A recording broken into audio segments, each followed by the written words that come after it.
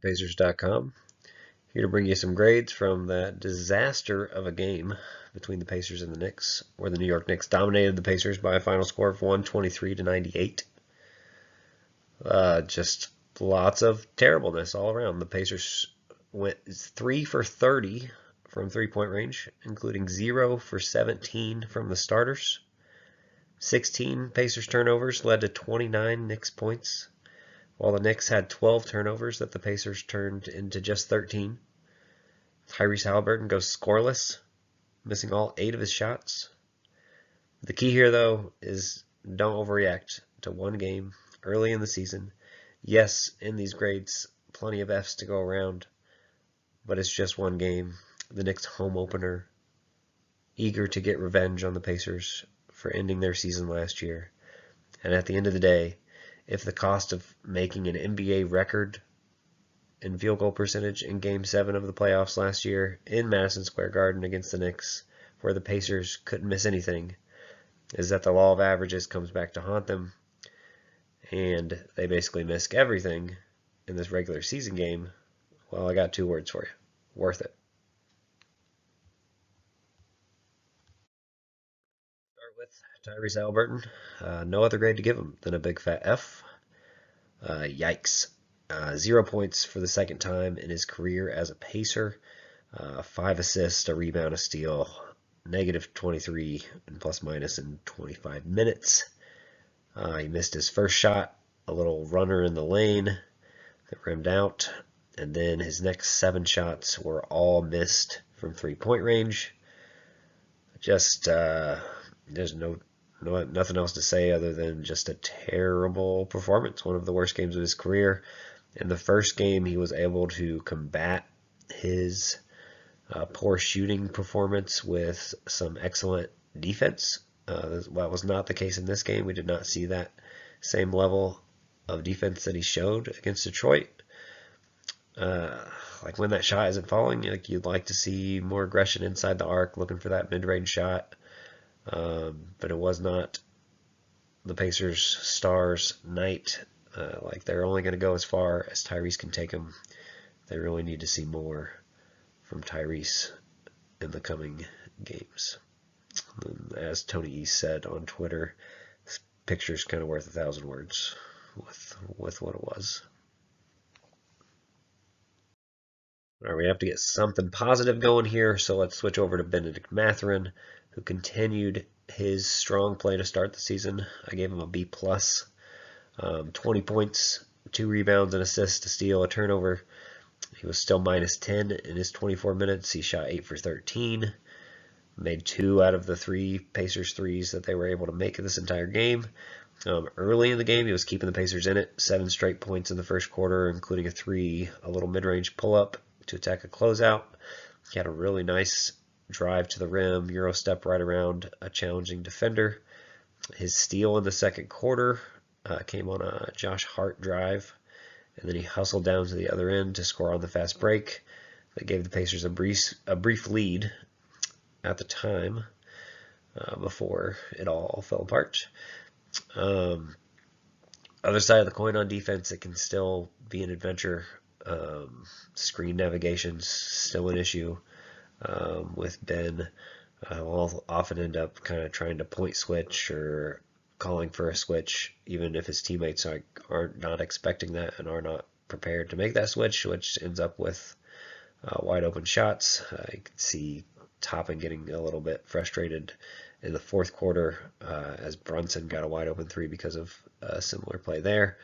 A little surprised we didn't see him sooner in the third quarter when the game was just starting to get really out of hand. Carlisle went to bench Sheppard as the first wing off the bench in the second half, looking for a defensive or an energy spark, but did not have much effect on the game. Mathurin, like I said, kept the Pacers in it, played well, continues to look like eventually, if he can keep playing like this, that he could be a starter if he can figure out how to be more consistent on the defensive end. Encouraged by how he is shooting it immediately off the catch. He's not taking too long to make his decisions about what he wants to do with the ball. something that he came into the season knowing he needed to work on. On the other end of the Pacers starting backcourt, Andrew Nembhard also receives an F for this game. He was mostly just kind of invisible. Didn't see him much. Just 2 points, 2 assists, 2 rebounds, 2 steals, and 3 turnovers. He was a minus 20 in 21 minutes. Took just 3 shots, missed both of his attempts from 3. Seems like the team's still kind of trying to find the right balance of who should be initiating the offense between him and Haliburton. Seemed like Nembhard had a lot more responsibility in that first game against the Pistons. Still, like, he's a solid defender, but Jalen Brunson just has his number. For whatever reason, that's a matchup that Nembhard particularly seems to struggle with. Brunson is obviously an all-NBA, high-level MVP caliber player potentially, but just Nembhard has no answers for him. And the Pacers started with Nesmith for that reason on him, but Nembhard did get a few chances, but it did not go well. The Pacers got to get more than 2 total points from their starting backcourt. Obviously, really rough game for both members of the backcourt. Myles Turner, the Pacers center, comes in with a C+ on the night. One of the only starters with a decent game. 13 points, 7 rebounds, 3 blocks. Was minus 23 in 23 minutes, but he's the only starter who shot above 50%. 5 for 9 overall, 0 for 3 from 3, only 1 miss from inside the arc. Both of these first 2 games, I feel like I've noticed more defensive presence at the rim, really trending upward in that area. It seems like he's more physical, even just beyond the 7 blocks in the 2 games. Like, he's getting involved in those plays more often, kind of taking to heart what the NBA has said about the games being called a little more physical, allowing for more contact. Although I will say in these first 2 games, it feels like that's just led to a lot of inconsistency with foul calls from the referees, where sometimes they're allowing contact and sometimes they aren't. He got his first smothered chicken call of the season from Quinn Buckner. Of course, with the way this game was going, the Pacers immediately turned the ball over as soon as they recovered the rebound off the block. But it's always fun to see one of those. It was on a nice block on OG Anunoby. He blocked him another time in the game. He's blocked him 7 times now in his career, and he blocked Karl Anthony Towns once for the 4th time that he's blocked Cat in his career. On the offensive end, he had some really nice left-handed finishes. We don't see a ton of finishes with the left from Myles, but we saw a pair of them today, including 1 and 1. So nice solid game for Myles, all things considered, with how poor most of the starting lineup was. Aaron Nesmith comes in with another F from the starters. Just 4 points, 2 rebounds, a turnover, minus 14 in just 18 minutes. 2 for 5 overall, 0 for 1 from 3.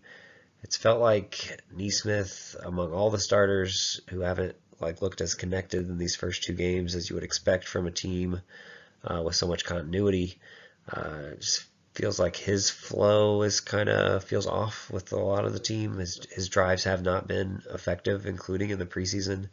I don't know if he's just kind of trying some new things that he's working on in the offseason, but it feels like his drives are getting kind of stymied way more often than they had been in previous years. Defended Brunson well early on in the game, as he was the first one to get assigned, but not for long enough. Brunson eventually was so confident in how he was doing against Nesmith that he was yelling to the crowd, get him the F out of here. You could see on the ESPN broadcast after one score on a drive to the basket. Still the most effective defender by far, trying to deal with Brunson. But yeah, struggle for Aaron. F might be a little harsh, but it was a rough game. Another bright spot in this game off the bench comes in Jarace Walker. I gave him a B+ in this game. He finished with 12 points, 4 rebounds, 3 assists, and 2 steals. Importantly, in this game where the Pacers struggled to take care of the ball, he had 0 turnovers, +5 in 20 minutes, partially thanks to some minutes in the fourth quarter when the game was already out of reach. He's 4 for 8 overall, 1 for 4 from 3, so one of just 2 players that hit a 3-pointer in this game. I continue to think like his defense in the first half, he's played with a ton of energy and effort. He's getting his hands on the ball often defensively, but it doesn't feel like he's over-relying on those. He is moving his feet still. One steal that he got in the second half kind of summed up the game perfectly. Poked the ball away from the Knicks player, set himself up for an easy fast break dunk, and just missed it.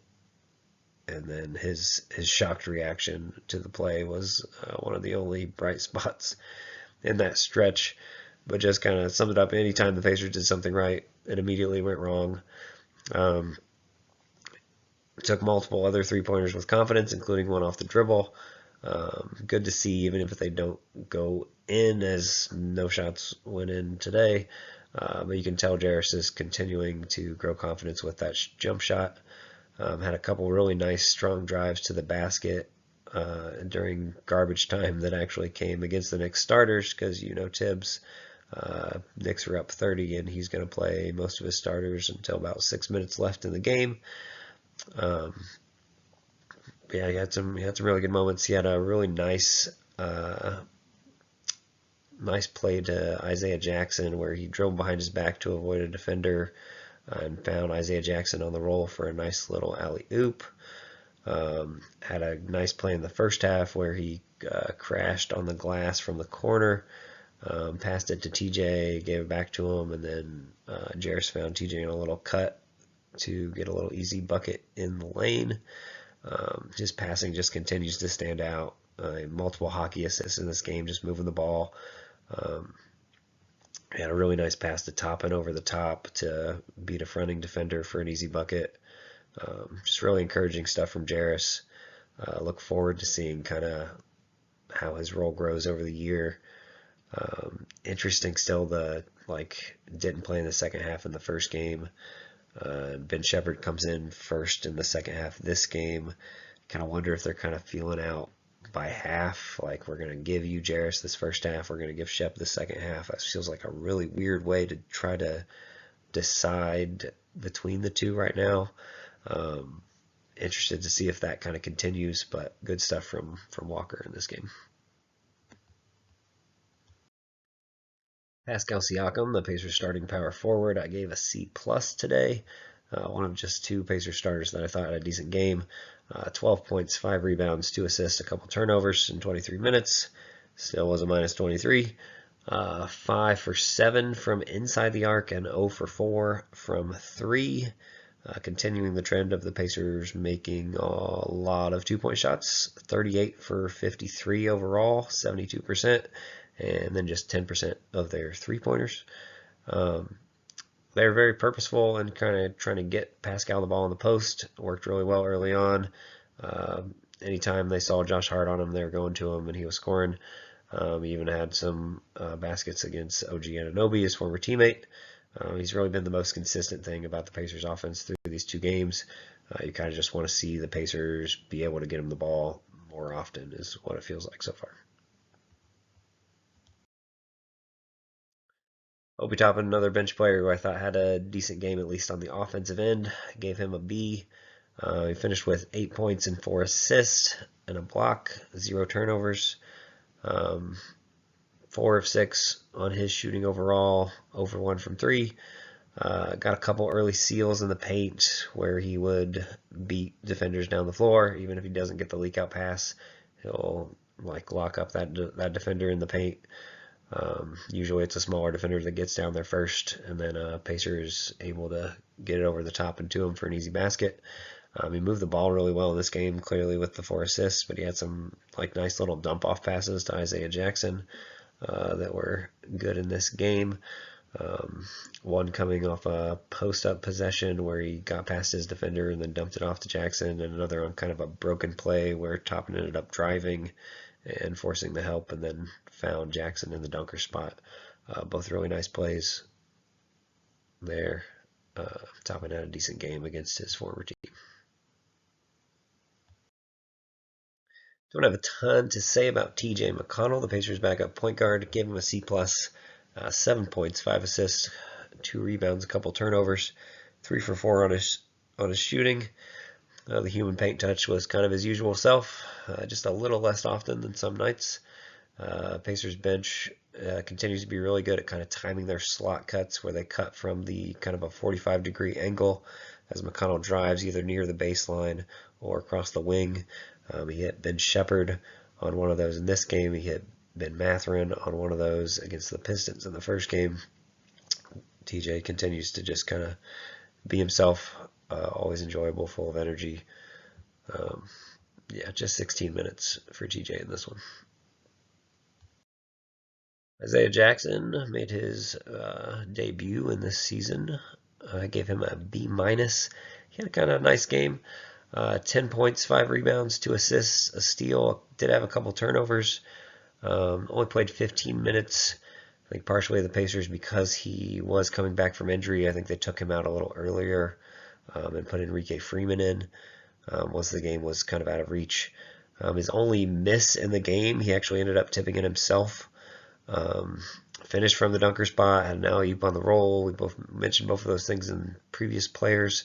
Had a nice little righty floater in the lane. He did have some kind of bad plays on defense where he kind of put himself in bad position, kind of overplaying the ball handler, getting too far up, and then getting just kind of blown by very easily.